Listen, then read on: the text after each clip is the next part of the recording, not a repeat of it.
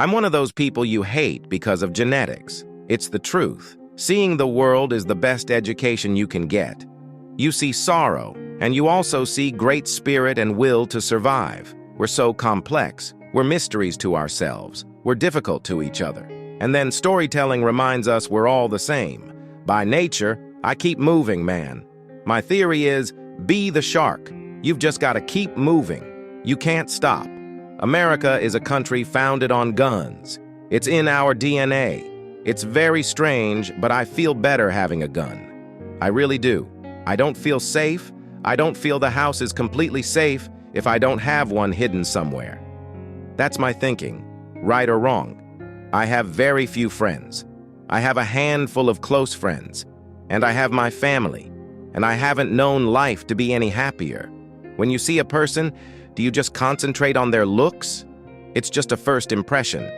Then there's someone who doesn't catch your eye immediately, but you talk to them, and they become the most beautiful thing in the world.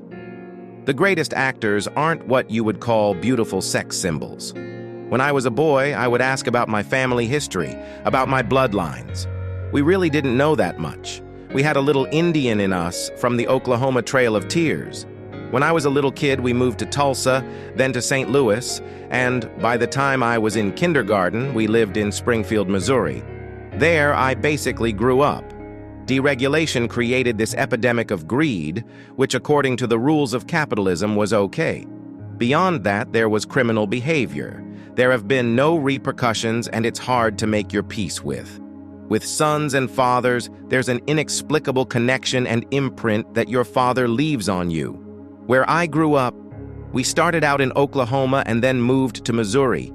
It was considered hubris to talk about yourself. And the downside of that was that ideas rarely got exchanged, or true feelings.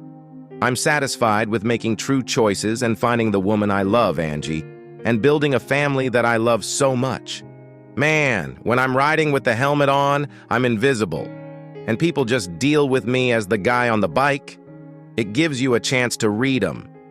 I grew up very religious, and I don't have a great relationship with religion. The latitude and longitudinal lines of where you are born determine your opportunity in life, and it's not equal. We may have been created equal, but we're not born equal. It's a lot to do with luck, and you have to pass that on. What's valuable to me has become clearer as I've got older. To me, it's about the value of your time and your day and the value of the people you spend it with. I start asking a lot of questions about my own life. And it's not necessarily fun, but it's a good exercise.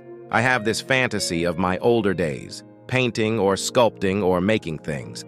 I have this fantasy of a bike trip to Chile. I have this fantasy of flying into Morocco. But right now, it's about getting the work done and getting home to family. I have an adventure every morning getting up.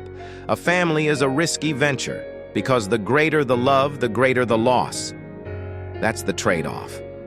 But I'll take it all. I've always been at war with myself, for right or wrong. I don't know how to explain it more.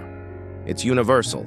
Some people are better at dealing with it, and they sleep with no pain. Not pain, arguments. I've grown quite comfortable with being at war. In Missouri, where I come from, we don't talk about what we do. We just do it. If we talk about it, it's seen as bragging. I phoned my grandparents, and my grandfather said, "We saw your movie." "Which one?" I said. He shouted, "Betty, what was the name of that movie I didn't like?"